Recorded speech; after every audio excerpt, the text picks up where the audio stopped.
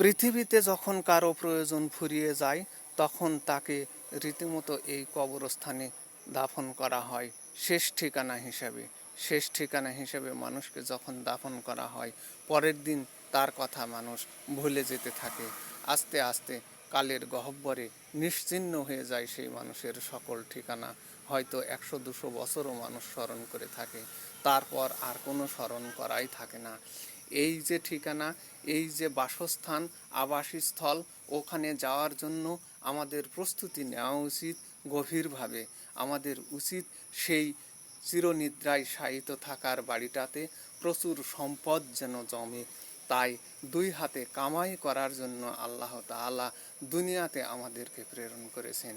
এই দুনিয়াতে জীবদ্দশায় আমরা যেন আমাদের সেই আখের পরকালের সমস্ত সম্পদ জোগাড় করে পৃথিবী থেকে বিদায় নিয়ে চলে যেতে পারি, এটাই প্রত্যাশা হওয়া উচিত প্রত্যেক মুমিনের।